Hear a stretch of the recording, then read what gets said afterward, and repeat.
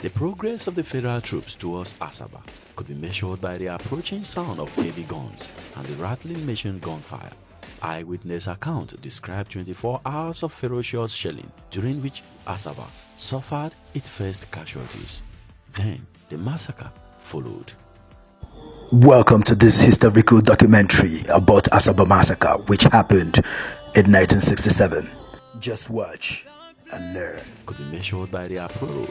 Federal troops reached the outskirts of town on October 4th, where they overcame some Biafran resistance before occupying the grounds of St. Patrick's College later that day. This was the 2nd Division of the Nigerian Army, led by Colonel Mortala Mohammed and Major Ibrahim Taiwo.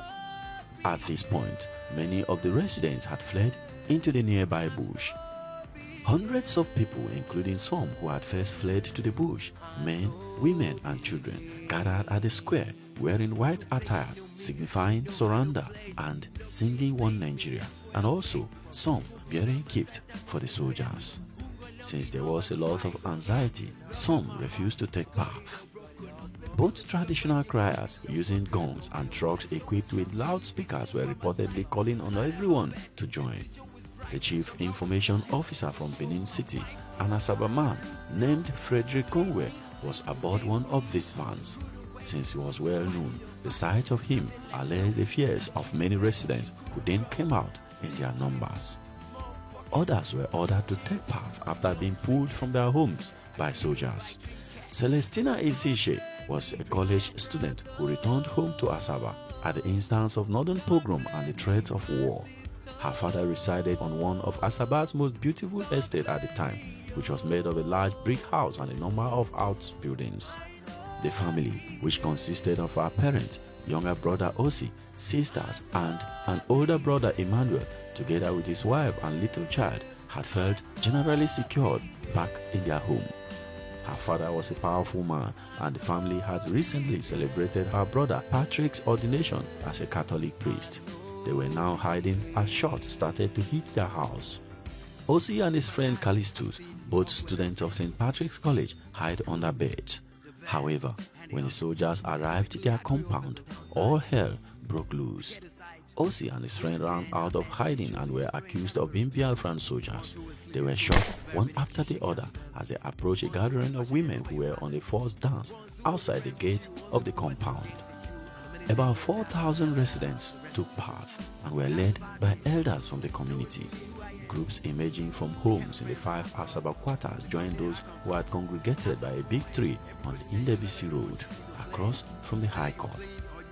St. Patrick's College student Christopher Upaya, who had already witnessed a friend from school die, was waiting anxiously in his home. After some time, the crowd at Indebisi Road started dancing and singing One Nigeria, One Nigeria, One Nigeria. Along the major Indebisi Road, the crowd passed the Catholic Church of St. Joseph. Any hope that this act of kindness would calm the troops was immediately dashed. As Empire narrated, federal forces flanked the marchers to prevent them from escaping, and other witnesses claimed they would also select men at random and have them killed in front of the crowd, as they did with Osi Isishe and his friend Callistus.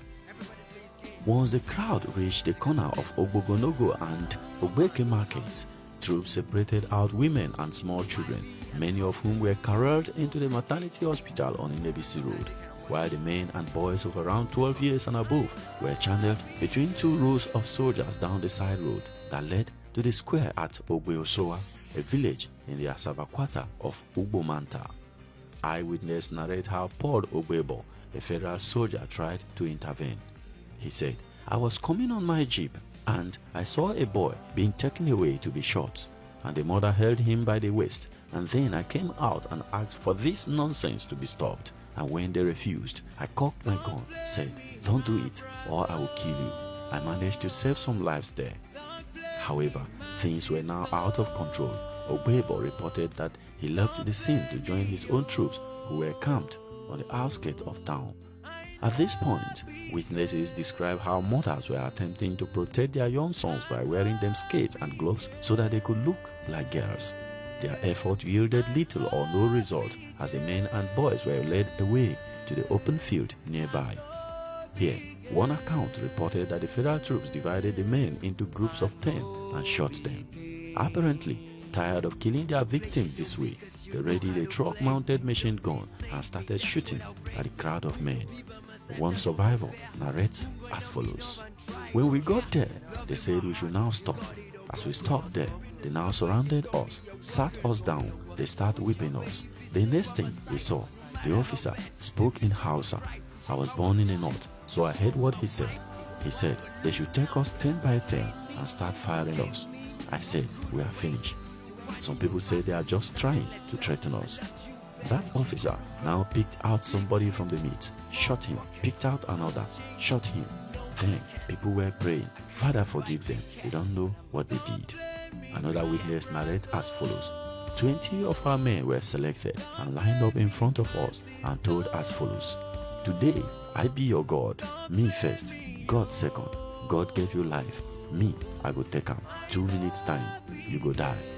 2 minutes afterwards, these 20 men were shot. Another 20 were picked up and the same ritual followed. 15-year-old Ife Uriah, who had joined the parade with his father and 3 elder brothers, Paul, Emmanuel, and Medua, described what happened. Some people broke loose and tried to run away. My brother was holding me by the hand. He released me and pushed me further into the crowd. They shot my brother in the back. He fell down and I saw blood coming out of his body. And then the rest of us just fell down on top of each other. And they continued shooting and shooting and shooting. I don't know how long it took. After some time, there was silence. I stood up. My body was covered in blood, but I knew that I was safe. My father was lying not far away. His eyes were open, but he was dead. Exactly how many died in this single incident is unclear. Around 700 to 800 seems likely, in addition to many who had died in the previous days. Sporadic shooting continued for hours until darkness caused the soldiers to disperse. Survivors, including Ife Uriah, lay still under the heap of bodies for a long time before feeling it was safe to wriggle out and run into the nearby bush. Ife Uriah and his cousin could later run to their grandmother's house where they found his sisters and 3 younger brothers. He told them their father and 3 older brothers were dead. Later he learned that Medua had survived, gravely wounded, and had been carried to the bush by his friend. Community elders Michael Ugo and Leo Okobu were among a large number of the leading age grades to die. With all the men either dead or in hiding, it was left to women and children to attempt to retrieve the bodies of their fathers, brothers, husbands, and other relatives and then drag them back to their compounds for burial. Joseph Unwaje, the boy who had returned with family from Ibadan, had escaped into the bush from the family compound after watching the earlier execution of his uncle, George, a prominent civil servant. When he returned a few days later, he learned of the death of his 2 brothers, aged 12 and 17, in the mass shooting. He narrates as follows. Mom told me that in the evening hours of the 7th of October, she had to go and look for their corpses at the mass place where they were shot. Most victims, however, were dumped in mass graves or thrown into the Niger River. Few people had any opportunity to conduct requisite burial practices, and affronts that is deeply resented to this day. When it was safe to move about, Frank Ije, a local Red Cross worker, enlisted surviving men to dig horrid, shallow graves wherever they found bodies around the town. Esther Nwanze recalled how wives went searching for their husbands, dragging them home if they could find them.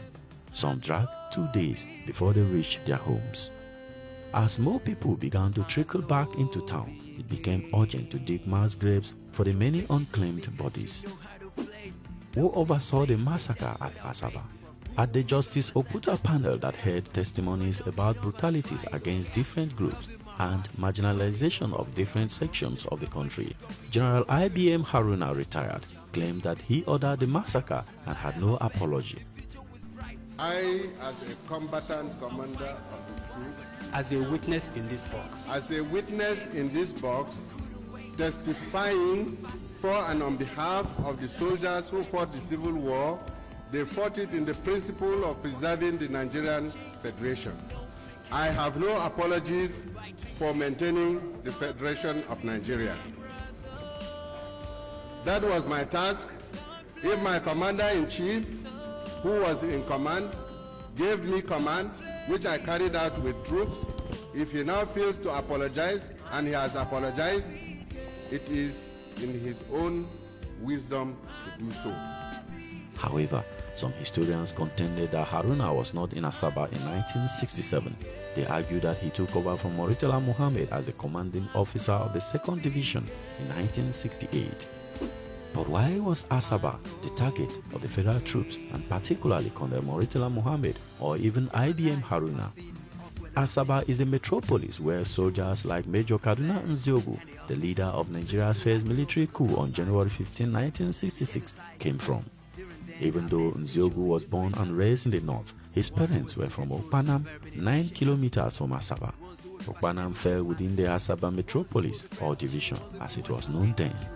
Analysts adduced that Murtala Muhammad and Taiwo were not satisfied with their revenge coup of July 1966, where they killed Igbo officers as revenge for the January 1966 coup. Remember that Nziogu had led the coup in which the premier of the northern region, Ahmadu Bello, beloved by many in the north, was killed along with other northern leaders. Murtala and Taiwo were hell-bent on continuing their revenge killings beyond their fellow soldiers. This could have been the reason behind the massacre at ASABA. Click the video here for more on the battles to reclaim the Midwest and to capture Nsukka. Remember to smash the like button on this video. Subscribe to History Media if you have not done so. Thank you very much for watching, and I'll see you in the next video. Peace.